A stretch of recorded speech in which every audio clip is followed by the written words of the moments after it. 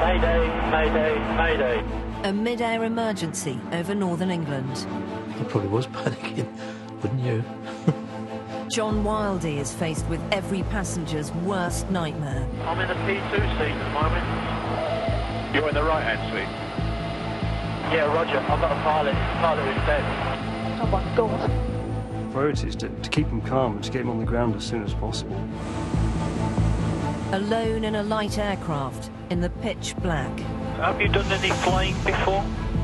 Negative. The last 5 minutes were going to be the critical ones.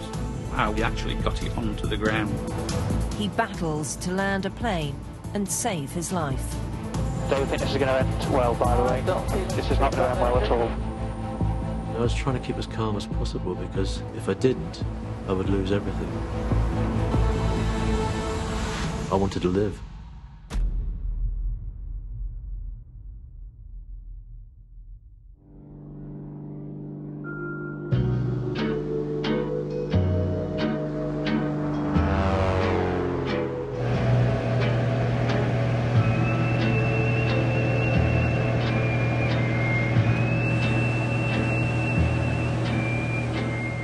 .1,500 feet up in the sky, 77-year-old John Wildey and his pilot friend are flying above the Lincolnshire countryside in a Cessna light aircraft.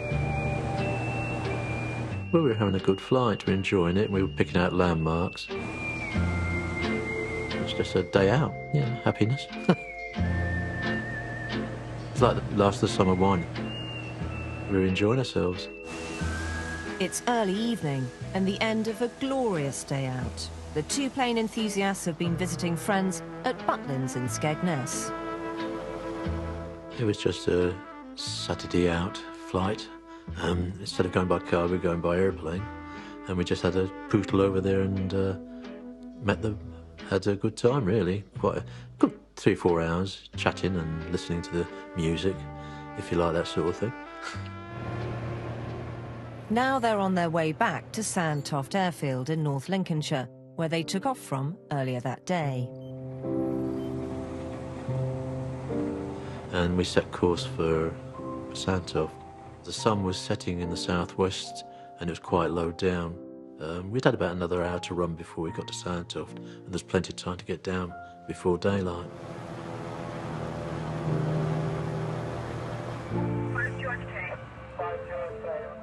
John and his friend are flying through airspace controlled by Humberside Airport, where it's business as usual. Air traffic controller John Cameron is coming towards the end of his shift. It's just a normal day. It's at work. You've got the standard scheduled traffic that comes in and out, and then the private flights that go backwards and forwards. And the day was just quietening down towards the and winding down, with the last ones coming back to the roosts for the day.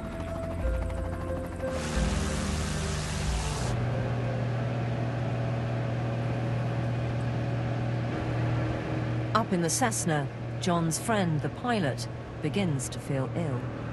He said he felt sick. So I said, oh, well, don't be sick on my trousers. He says, don't worry, I'll open the door and be sick outside. And I said, do you want to go in somewhere? And he said, no, I'm fine now. So we carried on. Minutes later, it becomes clear it's more than just a minor illness. He asked me to just hold the controls a bit while he leant back and he started breathing a bit rapidly. He suddenly said, take control, John. And he just went into hyperventilation, and then he threw his head back. And I thought he had fainted or something, because I said to him, are you all right, mate? Nudged him a few times, nothing. So I tried to feel for a pulse, because his hand was hanging down the side there and I couldn't feel anything. I felt his forehead, but it was very cold and clammy. And I just thought, well, what do I do now?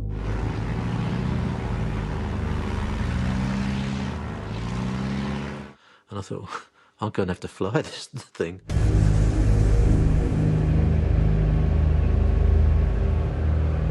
This is a Houston, we have a problem moment.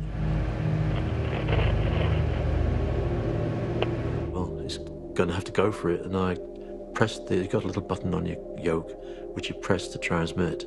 So I pressed it. Mayday, mayday, mayday.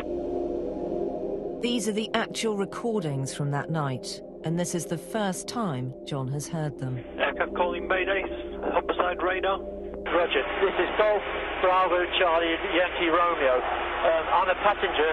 My pilot seems to be unconscious. I'm just inside of Santos, my home base, but I'm not a pilot. Over. Makes the back of my hair curl up. Well, it was an Andy Warhol moment for me, wasn't it? Golf Bravo Charlie Yankee Romeo, that's understood. And are you visual with Santos Airfield? Yeah, roger. I'm just going a beam of it at the moment. The height is 1,300, and I haven't a clue what my speed is. Golf Yankee Romeo, roger. Have you done any flying before? Negative. Right, this is a real thing. We're going to have to deal with it. Yeah, this guy needs help straight away. In the next 20 seconds, something could happen. 10 miles, manoeuvring right. John served as a desk clerk in the RAF for 25 years. He knows some flying terminology, but has never actually flown a plane before. Golf Yankee Romeo, roger. When you move the... are you able to actually control the aircraft? Say that. Do you have any experience in controlling the aircraft? Only holding this thing straight, trying to keep it level. It can take a trainee pilot up to 30 hours of instruction before being allowed to fly solo. John is going to have to learn to do it in just a matter of minutes.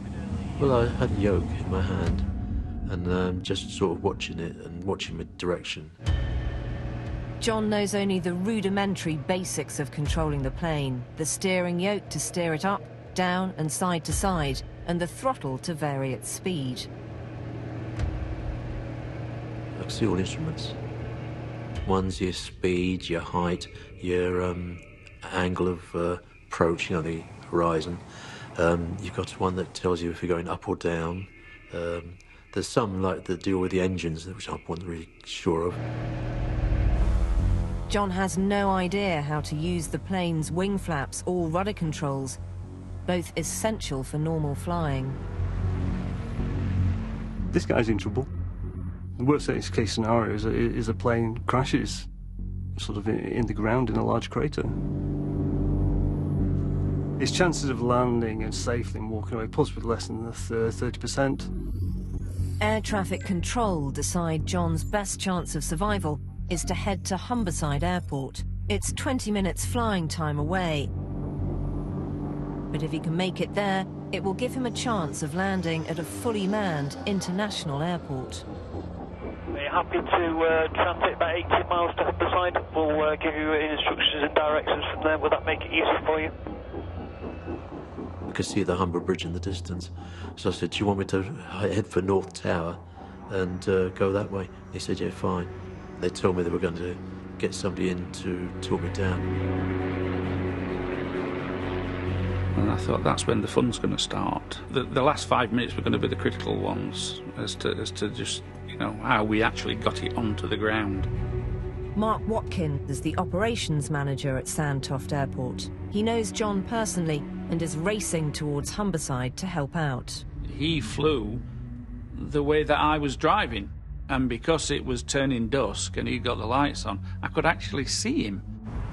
At that point, when I was driving to Humberside, I'd still got daylight, but I got the sun behind me. I was concerned that if we didn't get something sorted soon, we were going to have an issue of doing all this in the dark. What started as an innocent day out has turned into a full-blown emergency. The runways at Humberside are cleared, all inbound flights are diverted, and fire and rescue services are on alert for the incoming flight. The airport was cleared for the emergency to take effect, no matter what the outcome was going to be. John had the runways to himself. 25 minutes after the Mayday call went out, an RAF Sea King search and rescue helicopter arrives on the scene. Its onboard camera searches for a sighting of John's Cessna. We see the search and rescue helicopter just to the north of you by 4 miles distance. Roger that, thank you. Right, he's just crossing right to left, slightly above my 400 feet now. Helicopter inside, this time on my left-hand side.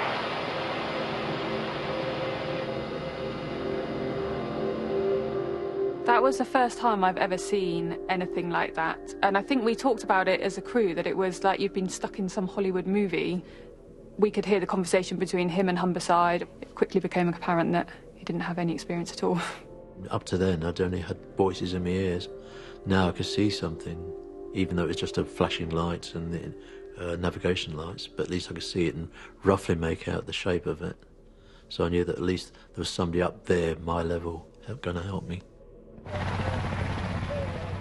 The RAF crew set up a private radio link with air traffic control so they can coordinate the attempted landing without John being distracted by their conversation. What are we doing? Are we following him in, or are we keeping out of the way? No, we're just hopefully getting a flying instructor in who'll be able to provide some assistance to talk the pilot down onto runway 26. Flying instructor will be in the next couple of minutes to provide some instruction. As John approaches Humberside Airport, the flight instructor is yet to arrive to guide him down, and the light is fading fast. Yeah, any idea how to turn the lights on the dashboard, over? Okay, God bless you.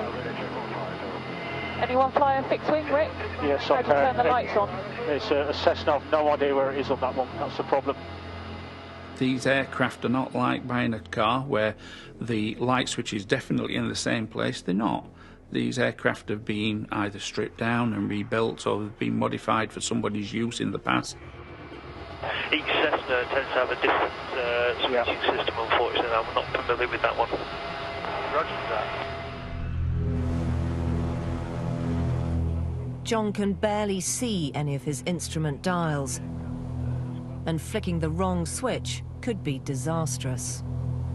The light switch is apparently near the ignition switch, and I could have switched all the electrics off and everything. Flicking switches that's going to cause something else to go off that you don't really want to do. The aircraft is stable. The last thing you want to do is upset the apple cart. While everyone worries about how John can land safely, his main concern is causing a mid-air collision. Are my lights on? My navigation lights on? Yeah. Copying through Romeo. The tower advised that your navigation lights are on at this time. Navigation Thank you, light. sir. I don't want anything to hit me. No, don't worry. The helicopter's following you around the airfield. I just didn't want them to get into trouble, you know, technical trouble, as it were. I knew they were doing their job, but I just worried that, you know, something would go wrong. And of course, it was my fault, in a way, that it was happening.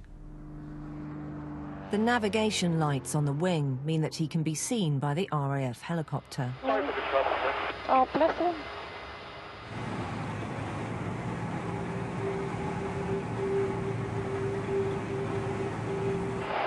Pilot's name is... I don't know about his medical history. My name is John Wildy, Whiskey India Lima, Delta Echo Yankee. No flying experience whatsoever. Oh, You got right. to stop me, John, thank you. Well, I'm a gentleman, I'll always introduce myself. God, he's got a good sense of humour. Yes, If he so are makes you, this mate. down in one piece, he deserves a medal. When he makes it down in one piece. Various stages, he was almost jokey with us, and the admiration for somebody in that situation, he was 100% aware of the predicament he was in. An incredible man. If I panicked, I was going to be in the deck. So I had to keep calm, and in fact, I tried to go as calm and professional as possible. And then when I stopped communicating, I'd probably do 3 Hail Marys and leap up and down screaming and then sit back again.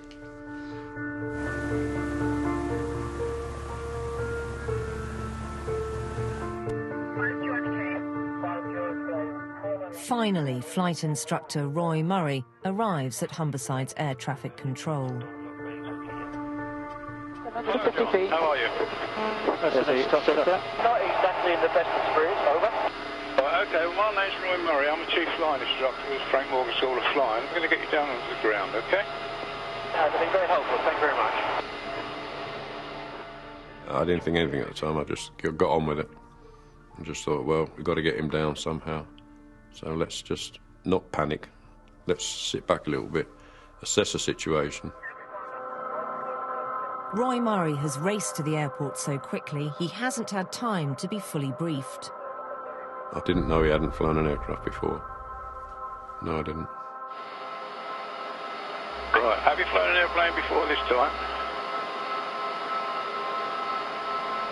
Negative. He's in quite a lot of serious trouble.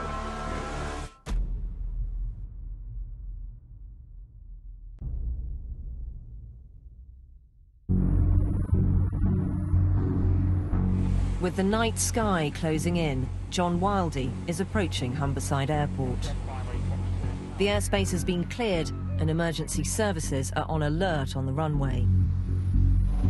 While the RAF follow John in the air, in air traffic control, Roy Murray, a professional flight instructor, is trying to talk him through the basics of flying an aeroplane. Right, okay, well, in front of you, you've got what they call a steering wheel, or a yoke. He's found that, mate. Figured that bit, yeah? Yeah, he's figured that bit out. He's doing quite well with that bit. The only trouble at the moment is I've got no dashboard lights, over. Right, okay, well, down by your right-hand knee, there's a load of rocker switches. If you put all them up, you'll get some lights on something, and we'll be able to see it. On the ground, there is still confusion about the exact situation in the Cessna. I didn't realise which seat. I didn't even think which seat was in at the time. I'm in the P2 seat at the moment. You're in the right-hand seat. Yeah, roger. I'm not a pilot. It's a pilot who's dead. Oh my God. And a little bit of panic starts to creep in, I think. And I think when Roy was trying to explain the lights and had obviously suggested he was in the other seat, and it was an almost kind of panicked, my pilot's dead, I'm the only one up here, somebody's got to help me. And we were worried then that he was going to start panicking, which would have made the whole situation worse.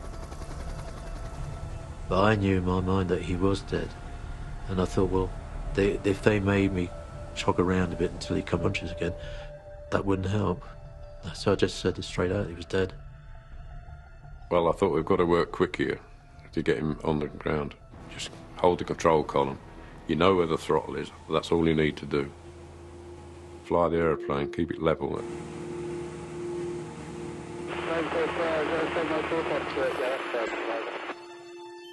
The plan is to get John to land on Humberside's shorter, unlit runway.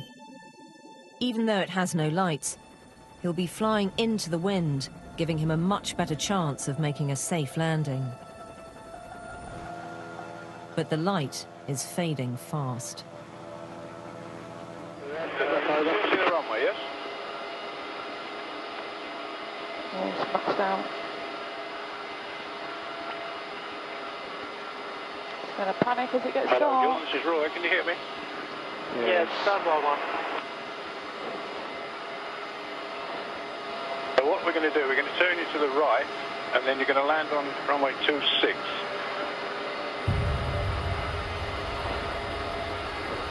Roger. Dusk, getting towards nightfall. I think they had one shot to get him onto the unlit interwind runway, and that was probably the best chance to get him on before it got dark. So far, John has managed to keep the plane level. Now he's faced with an entirely more difficult and dangerous task. I was guiding the plane, if you like to say, at the moment, but landing was a different proposition. You're going on the black paint runway that's not lit. Landing a plane is the most challenging part of being a pilot. It's the culmination of all their training, involving multiple technical skills and judgment, all focused on that one moment of touchdown. John is going to have to attempt it as a complete novice.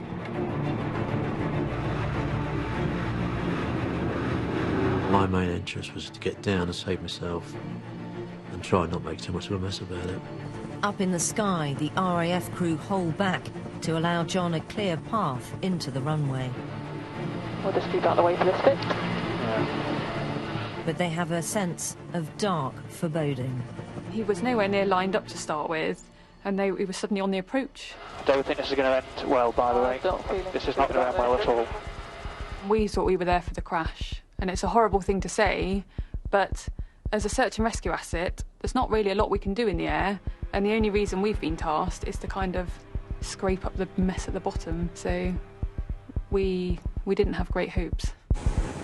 Using only the steering yoke to descend and the throttle to control his speed, John aims the plane towards the unlit runway. I couldn't see what height was, and I just couldn't position myself. He can see almost nothing in the gloom. I was looking for the runway, but I couldn't see a thing. It was virtually a black tarmac runway on a black background. I don't know how high it was. John is being guided down. Slowly. Just come down gently. But inside the cockpit, he fears he's got no chance of landing on the darkened strip. I couldn't see it. Simple as that. I thought, well, I'm never going to make a landing on this one.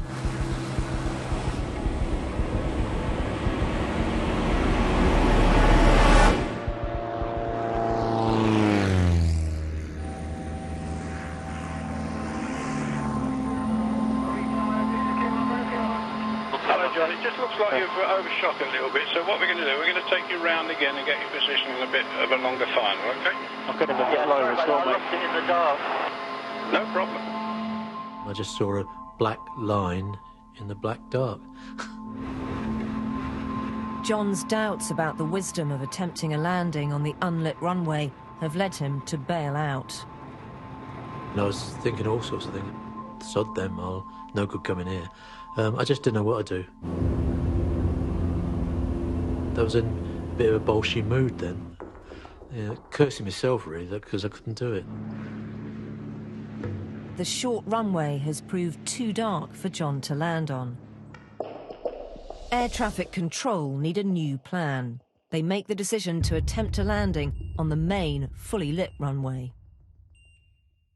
I think it very quickly became apparent that the short runway wasn't going to work for him. Air traffic and the instructor had decided that the main runway was the best option, which is a lot bigger runway and it's lit, so there's a wee bit more hope that, yes, there is a bit of a crosswind, but at least he can see where he's going. But John's real problems have only just begun. The light just went so quick. Obviously, it went no quicker than it normally goes. But when you're really wanting it, please slow down, and it just seemed to it was like somebody switched the lights off, it just went. John, this is just helicopter rescue on the right-hand side. Okay, Roger. We're flying at 70 miles an hour. Are you in a position to tell us what your speedometer is saying? Sorry, I can't see it at all now. Because it's dark, I can't see what position I'm at. I couldn't even see what speed I was going at. I could just see the occasional flashing lights of the helicopter, but that's my lot. Go and sit in your car at night time and don't switch any lights on, and that's what I could see.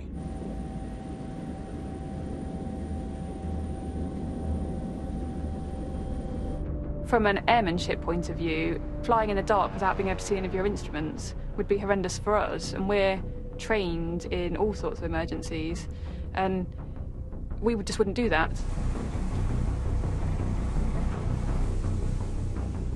You're looking at a huge difference between flying in the day and flying at night. You can look one way, look the next way, and then look straight ahead again, and you're flying in a different direction. The wings have tipped over, and you think you're flying straight, but in fact you're turning or you're banking into the ground. It's hard enough during the day when you're learning to fly as well. In John's situation, he couldn't even see the speeds to fly, so he's almost, to some extent, flying blind. And I was trying to keep as calm as possible, because if I didn't, I would lose everything. And, you know, I wanted to live. I wanted to get back down. I wanted to go out that night to see my great-granddaughters. So I had to get down.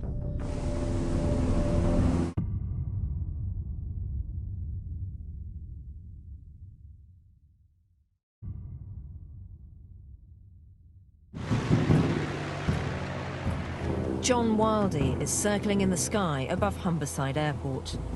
Since his ordeal began, he has his first bit of luck. The crosswind has dropped, making it safer to attempt a landing on the main runway. The plan is for the RAF helicopter to guide him round. Are you still following us? Oh, okay, you can see us, yeah? Yeah, roger. Because I was following them. That was the idea. But I couldn't see them. I saw them at first, and then I lost them. In the pitch black, John can barely make out the lights of the Sea King helicopter, and there's a real danger that if he gets too close, turbulence from it could destabilise the plane. Bloody hell, it's pretty close to us. Yeah, I'll follow you. I'll do my best. Okay. Oh, it's pretty close. Lost him now. Oh, no, I've got him. He's at about 5:30. Slightly low. It was dark. I just had reflected light from outside. That was all. And that was all very much. I just couldn't see anything. The RAF pilot's doing a tremendous job. She's got to try and fly it, keep everybody in sight, but she daren't be level with him, in front of him, because everything going backwards would throw the Cessna. It's been almost 1 hour since John was forced to take sole control of the aeroplane. Although all the odds are against him surviving, his concern is still with his dead friend. Just to let you know, if anything goes wrong, the pilot said he felt sick. It stopped. Got clipped there. Probably just let go of the button. Yeah. And he then, breathing heavy, asked me to take control, which I did. Yeah, it's a bit lump in the throatish. But I was worried that if I was wrong and he wasn't dead, that they might ignore him completely. And that he was the important person. And I was just... So the medics, when they got to him, they knew roughly what to look for, what life signs and what might be wrong. Then he seemed all right, but then he started breathing in deeply and sweating. I think it was a mark of the man that he was still concerned about his friend. And he was able, with everything else going on, to give us a reasonable set of signs and symptoms that his friend had suffered. The RAF are now worried that John is becoming distracted by his concerns for his friend and that he needs support. He was obviously quite concerned about him, and I think he started getting a bit emotional. Yeah, we better if I speak to him, if he is a girl, or does he know it? Yeah, maybe. Is that a calming voice? Yeah, you could do, yeah. Sounds okay. That's a good idea, thanks. Hi John, it's Becca. I'm the captain. I'm flying the helicopter you're following.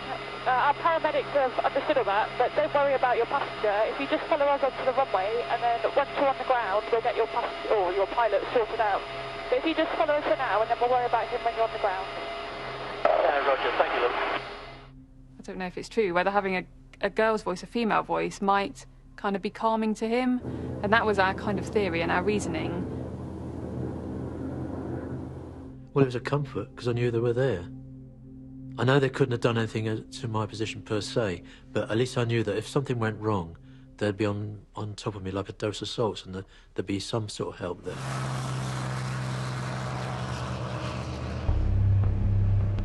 There is now a real concern that if John crashes the plane, he's flying near roads, towns, and most worryingly of all, Immingham, Britain's third largest oil refinery. I was over at Immingham, and I thought, God, if I land on that lot, there's going to be mayhem. So you could have been talking of a catastrophic crash and fire, which is your worst nightmare. The fire is the thing that you don't want. But yeah, that was a distinct possibility. In complete darkness, John is now struggling to keep the plane flying. We don't want him stalling, going too slow, and he just drops out of the sky. That was the big concern.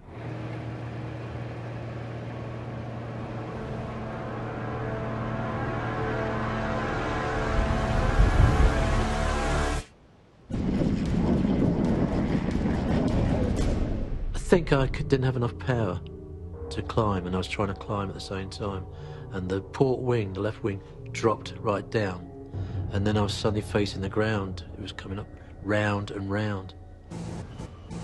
And the lights of, I don't know, it must have been the airport going round me, and then I straightened it out and then climbed again. That was about the worst time for me the whole trip, because I didn't seem to be in control at all.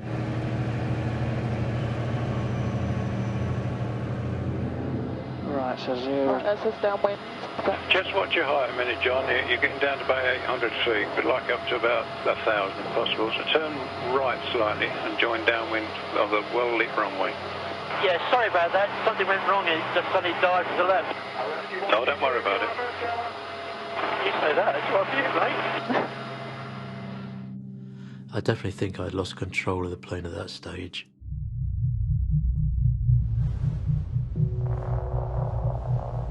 Air traffic control and the RAF now face a major challenge: to line John up for his approach to the main, fully lit airport runway.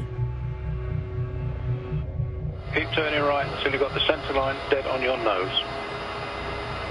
That way what colour the lights are on the side of the runway, whether the white or the red. There is one simple but effective landing system that could save his life. Most runways have so-called PAPI lights, a system that tells a pilot whether they're too high or too low. 4 red lights indicate to him that he's too low for a safe landing, and John risks crashing into the runway. But 4 white lights indicate he's too high and he will overshoot. Were 4 white lights, which I think they call PAPI lights. I was focusing on the runway still, but I sort of got the peripheral, the 4 white lights. But at that stage, I didn't know what it meant. Right, we've got 4 whites. You want 2 of those, the 2 right-hand ones you want red, and the 2 left-hand ones you want white. With the best will in the world, he turned at the right height, but then he's coming in too high. That's why he could see 4 white lights. The RAF crew can see that he's not set up correctly for a landing. Oh, he's well high. It's too high. He was coming in too high, which we could see. Oh God, this is going to Can you hear me now, John? I was very frightened for him. I personally didn't think there was any way he was going to be able to get it on the ground. But in the cockpit, John believes he's okay. I was just concentrating. I didn't really feel anything. I was just trying to make the most of it. Air traffic control tried to correct his angle of descent. You're just slightly off the centre line. Roy's going to speak to you now. Hi, John, can you hear me now? Can you take your power off, John, and come down nice and slowly?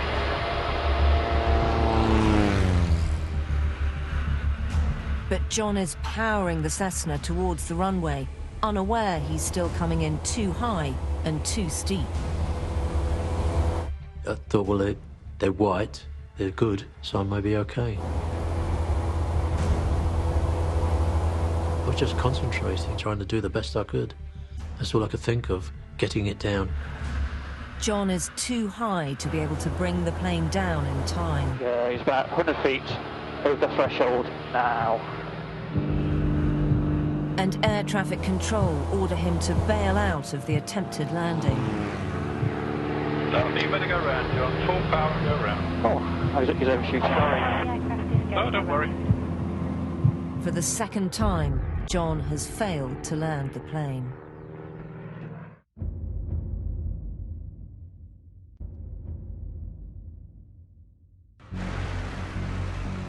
"77-year-old John Wildey has been in sole control of the plane for over an hour.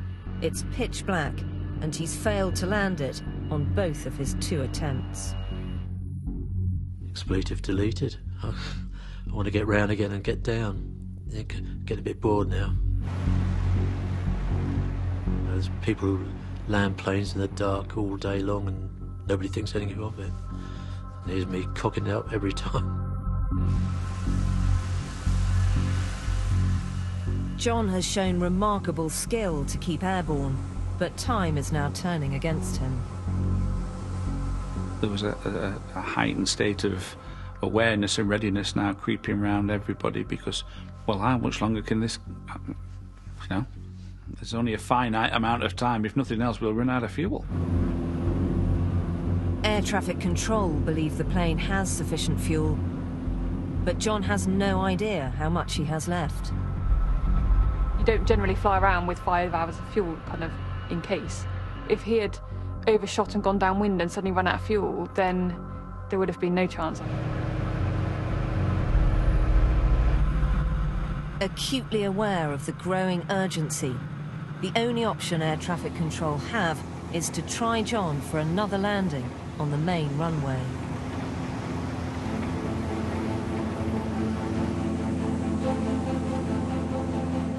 Every time he was lining up for an approach, it just dawned on us all how difficult this was going to be. There's so many things that could go wrong, and any one of them could have been disastrous. So it was just, oh, it was horrendous. Every approach he made, I think we were all terrified each time. John's last attempt failed because he came in too high. This time, everyone is focused on keeping him low enough to land safely. So just look out your right-hand window. Can you see the runway?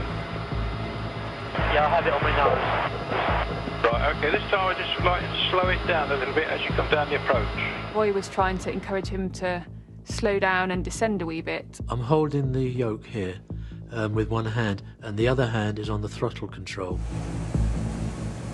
This time, it looks like he's set up correctly for landing. It's coming down, and with about a mile to go, it didn't look bad, you know, because you're giving it sort of like that. Yeah, that looks something.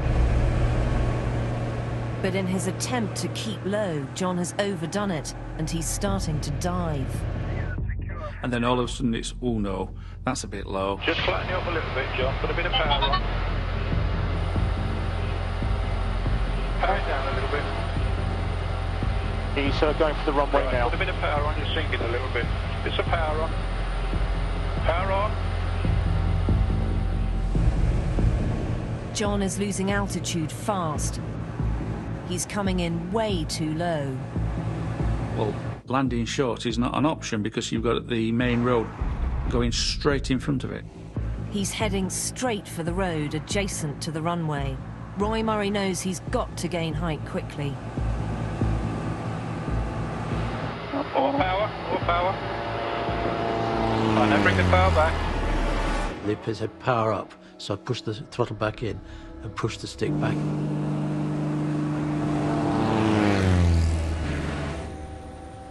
Slow on. Round we go again. All right, go around again, doesn't matter. Check height. John has pulled out of the landing just in time. Good practice. Air traffic control try to reassure him and keep him calm. That was a good approach, but you just slightly at high speed on the final part. It's what we call panic. Yeah, fair enough. I probably was panicking, wouldn't you?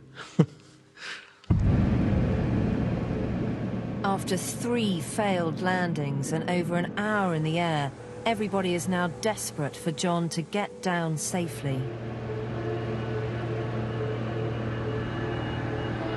The runway light's too bright for you. That was just right. Just right. Okay. Come on, mate. Come on, guys. I want you. Dry mouth it's not. Come on, John. Second. It's just my dry mouth that's not. Come on, whip it, Emphysema. I could have paid £1 million for a drink at that time. I was gagging for a drink. I think it was the adrenaline kicking in probably, but I was so dry it hurt. On the ground, the air traffic control team know there's a limit to the 77-year-old's power of endurance. I was slightly concerned that he was overloaded with work because he had been up there about an hour and a half.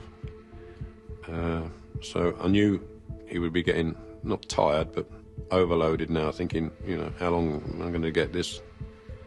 You know, when's he going to get me on the ground sort of thing. He must have had thought that in the back of his mind. Is he starting to lose concentration?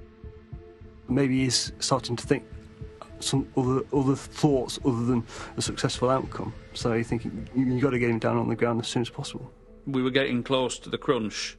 You can keep going around in circles for as long as you want, but at some point, it's got to come down. He's going to be tired, he's going to be exhausted, and then some of the fundamentals that he was carrying out, he would lose. So it was time to sort of like say that this is it. Let's do it.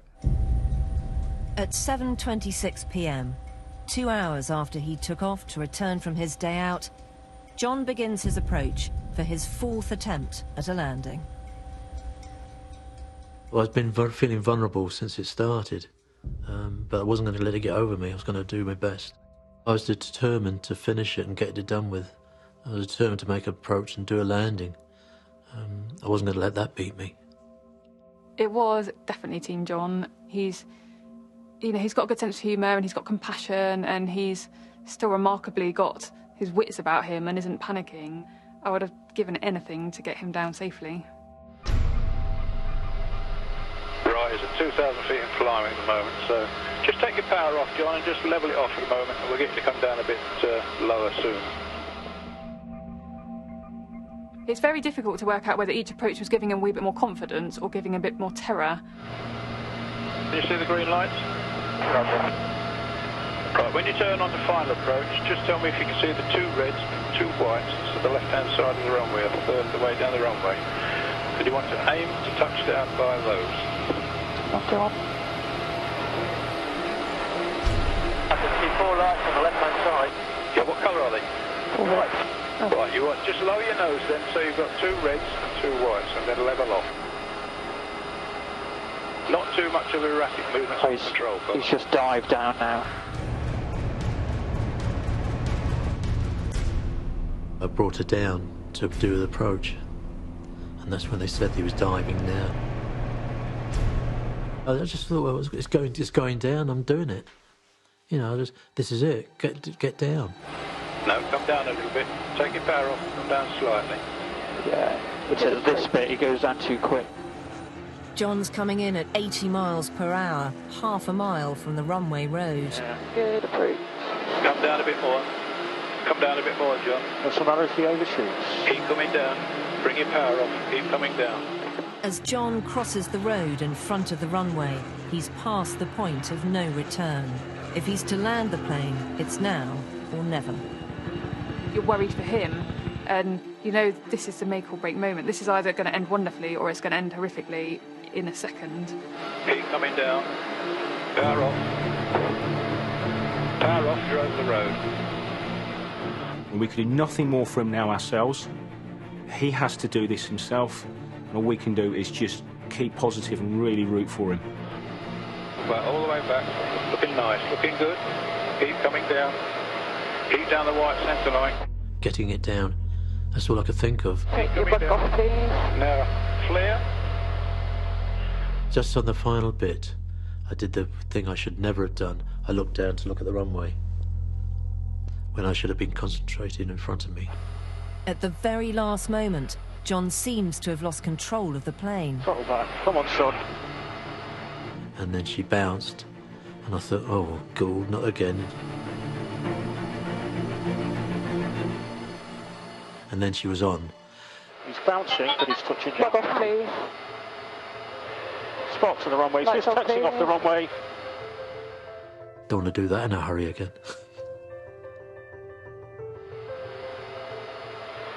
Okay, he's on the grass. Keep braking. So we're looking for one casualty. Then she suddenly swerved away and stopped.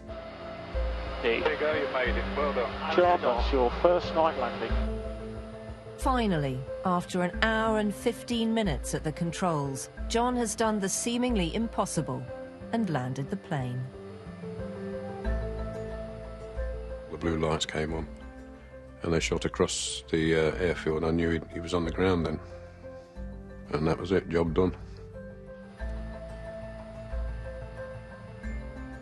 It was brilliant. It was wonderful to get him down safely. And who cares if it's in a field? It's fine. He's fine. I think it's fantastic what he achieved. His strength of character got him through it. He could have quite easily said, "Yeah, sod it. That's it." But no, he wanted to carry on, and so, with everybody else's help, he was able to walk away.